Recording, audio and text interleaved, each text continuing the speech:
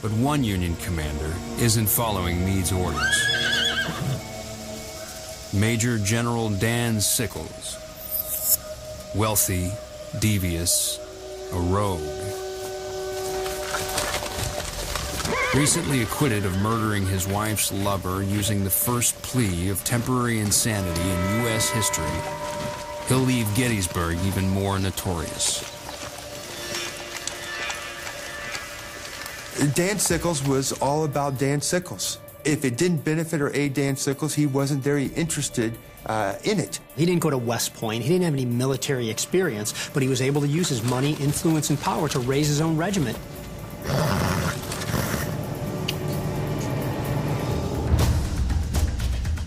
Against Meade's orders, Sickles moves his 3rd Corps too far forward, fracturing the fishhook and leaving the flanks exposed.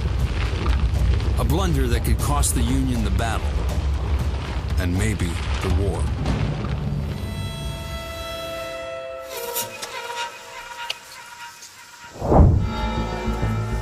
After hours of delay, the rebel force finally arrives in position.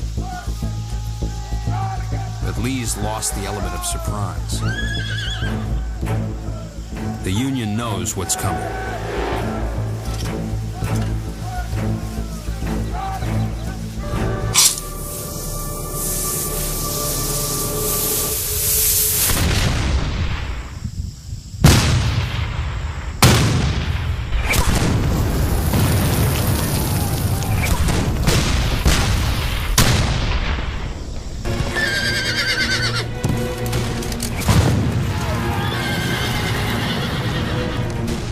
The plan is to take 10 Confederate brigades and attack with them 2 at a time.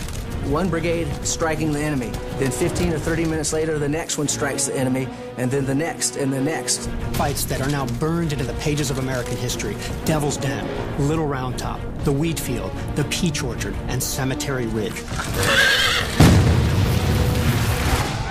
60 minutes pass, but Barksdale's regiment still waits. The rebel yell fills the air. Each unit has a unique sound. Fierce, savage, terrifying.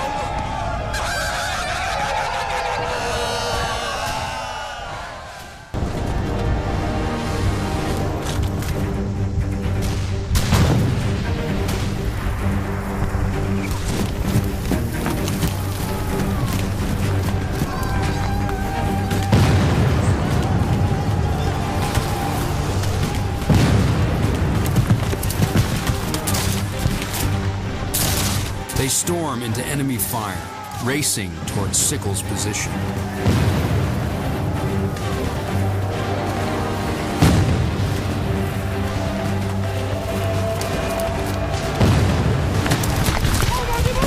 His 1,600 men are part of a massive offensive. 21,000 troops attacking Meade's line from Little Round Top to Cemetery Ridge. An all-out assault to win the Civil War now. Barksdale's mission, break through Union defenses on Cemetery Ridge. Opportunity lies right in his path. Against orders, Union General Dan Sickles moved his 3rd Corps out of position. They're now vulnerable, perfect targets for Barksdale and his men. If Barksdale, as well as other Confederate brigades nearby, are able to exploit the gap in the Union line, it would be calamitous for the Union Army. The Army would be cut in 2. Barksdale's troops are unstoppable, overwhelming Sickles' men.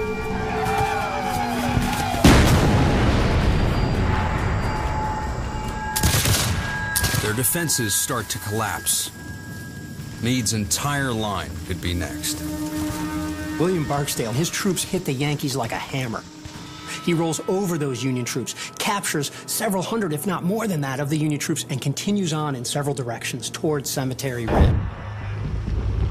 Lee's offensive is working. If it succeeds, he could win the knockout victory he seeks.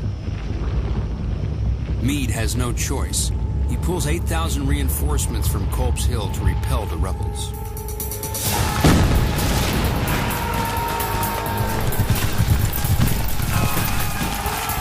Charging towards Cemetery Ridge, Barksdale and Lloyd advance 600 yards through a barrage of enemy fire.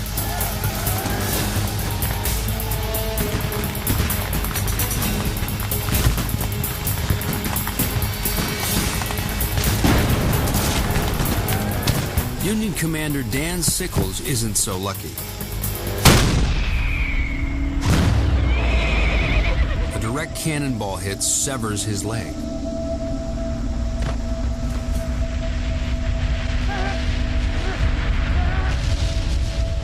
One Yankee officer jokes it's bad news for Sickles, but good news for the Union.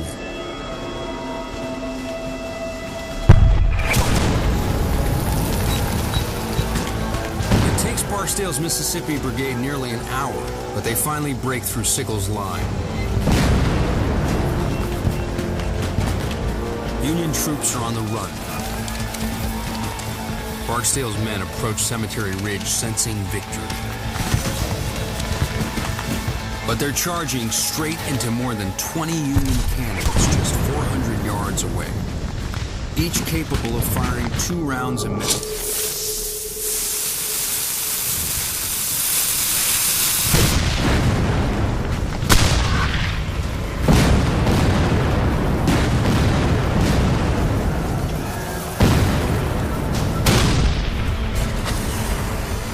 An exploding bag of gunpowder rockets a 12-pound cannonball of solid iron at 1,400 feet per second.